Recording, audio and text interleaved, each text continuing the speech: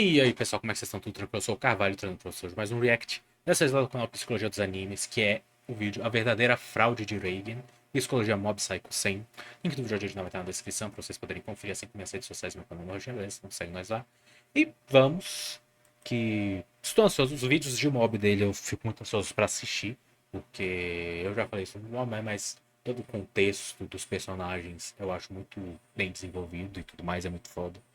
E o Reigo eu gosto muito das cenas de comédia que ele aparece e tudo mais, mas também assim, de como ele lida com o mob, com as inseguranças dele, como ele realmente age como um mentor, né, o mob nesse sentido. Então, só vamos.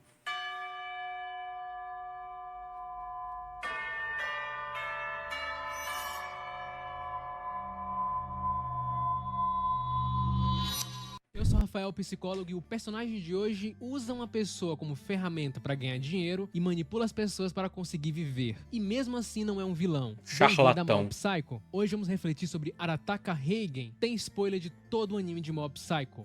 Vamos lá. Ser alguém. Um jornalista revela essas palavras que estavam na redação que o Reigen tinha feito durante a formatura dele. E se lembrar disso faz o Reigen refletir. Lembre-se dessas duas palavras, elas farão sentido no final do vídeo. A história do personagem de hoje me trouxe um sentimento que hora ou outra ele acaba voltando. O sentimento de ser uma fraude. Quem acompanha o canal sabe que na época da escola acabaram me adiantando 2 anos, o que fazia eu sempre ser o mais novo da turma. Então, hora ou outra eu parava, olhava ao redor da sala e pensava, eu sou uma fraude, eu não era pra estar aqui. E esse sentimento se repetiu quando eu terminei a escola, fui estudar programação, quando eu fiz psicologia, quando eu criei o canal. Enfim, muita história. Vou ter que criar outro canal pra contar essas histórias, que é muita coisa. E aí vem um grande ponto. Você pode sentir isso quando você tem 14 anos, como é o caso do Mob, quando você tem 28 anos, como é o caso do Reigen. Não existe uma regra pra isso. E os dois ali acabam sendo um Só contraste vem, né? justamente por isso. Cada um Tem o que lidando fazer. com suas incertezas em determinada fase da vida. O que o Mob tem de poder, o Reigen tem de carisma, de como lidar com as pessoas. Ninguém é melhor do que ele na série nesse aspecto. E aí como é que funciona a história do Reigen, né? Ele trabalhava em uma empresa onde ele não era feliz, onde ele não gostava, ele não se encaixava muito bem. Aí ele resolve montar o seu próprio negócio, sem uma linha meio que palpável, porque ele não sabia muito bem o que fazer. Ele começou o escritório paranormal porque ele viu um anúncio em uma revista. Ou seja, as coisas foram acontecendo pra ele. E aí nesse escritório paranormal ele começa a mexer com as dores das pessoas que procuram ele para resolver questões espirituais. Só que ele não tem poder nenhum, ele não é um paranormal, ou seja, ele é uma fraude. E o mais curioso da série é que as pessoas que procuram ele não necessariamente estão com problemas espirituais, tanto que o Reigen em muitas ocasiões acaba resolvendo o problema dessas pessoas, mesmo não tendo nenhum poder. Elas acabam acreditando que sim, estão sendo curadas por ele, mas não, são só questões normais, questões do cotidiano, questões palpáveis. E essa conjuntura de fraude do Reigen é justamente porque ele tem algo. É aquela história, né? A pessoa tem um problema que às vezes ela não sabe por quê e bota no âmbito espiritual e vai por isso.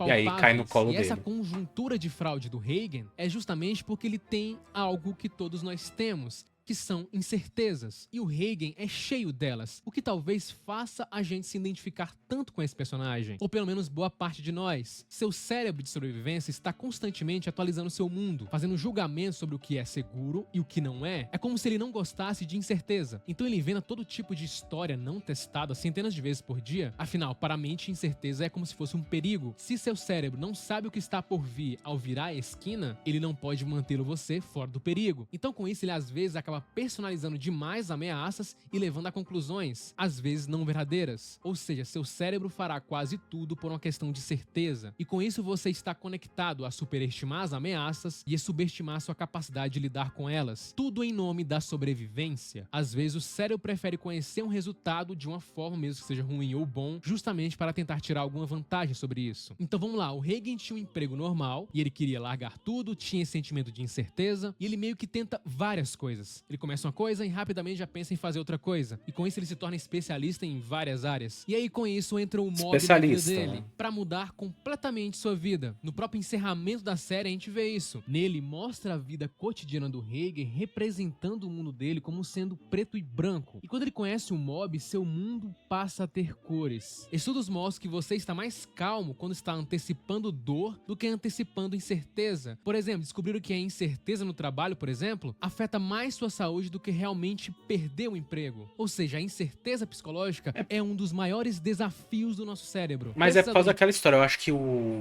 justamente essa ansiedade, essa incerteza, ela perdura, né? Ela fica por um tempo, enquanto se você perde o trabalho é ali na hora e tal. Eu acho que é mais ou menos uma questão assim, né? Ou seja, a incerteza psicológica é um dos maiores desafios do nosso cérebro. Pesquisadores Você britânicos ficar descobriram que pensando participantes do estudo que se sabiam vai com ou não certeza que perder, receberiam até um essa choque incerteza. elétrico se sentiam mais calmos e menos agitados do que aqueles que foram informados que só tinham 50% de chance de recebê-lo. Quando o mob encontra o Hagen, a sua incerteza meio que diminui. O mob trata o Hagen como se fosse um mestre, um sábio. Isso faz o Hagen meio que perceber que ele é alguém, justamente a coisa que ele mais queria. Com agora o mob trabalhando para ele, aquela mentira que o consultório dele poderia exorcizar espíritos, agora sim tinha alguma verdade naquilo. E os dois ali entram em um vínculo onde ambas as partes são beneficiadas. Enquanto o mob ajuda o Hagen com os espíritos, com questões que o Hagen não podia lidar, afinal ele não tinha poderes, o Hagen ajuda o mob com questões cotidianas da vida. Só que isso, com o tempo, acaba criando uma dependência entre os dois. Enquanto o mob passa ali a acatar todas as ordens dele, o Hagen, que sempre conseguiu se virar sozinho, sem precisar de ajuda, Precisa passa do agora a mob não pra conseguir mais ver o escritório sem a presença do mob. Então ele começa a ligar pra ele com a maior frequência, ele exige mais a presença do mob, até o dia D que o mob decide ficar um tempo sem encontrar o seu mestre. Nesse dia, o Hagen se sente muito mal com aquilo, e ele acredita de fato que uma hora o garoto vai voltar pra ele, que o garoto era dependente dele. Mas aí ele descobre que ele era mais dependente ainda. Quando o garoto estava lá trabalhando pra ele, o Hagen se sentia especial por dois motivos principais. Primeiro, porque o mob o seguia, era seu discípulo e admirava ele. E o segundo, porque os poderes do garoto faziam ele ficar mais reconhecido. E então ele acaba ficando mais dependente da presença do garoto no seu escritório, reforçando ainda mais o seu lado impostor. Ser uma fraude poderia ser a definição do Hagen, mas é mais do que isso. Então, eu acho que entra muito naquela questão, igual ele falou, né? No começo, quando ele criou o negócio, que as pessoas iam com. Como falou, não eram problemas, a maioria não eram problemas espirituais, era mais uma questão do cotidiano. O próprio Reagan era rápido e solucionava o bagulho lá, né? Que ia pegar experiência com o tempo e tal, já sabia o que era. Mas ia rápido, procurava uma solução lógica, uma solução óbvia pro problema e resolvia. E aí, quando o mob chegou, ele começou a ter mais essa dependência, justamente por causa da facilidade de ter o mob ali, né?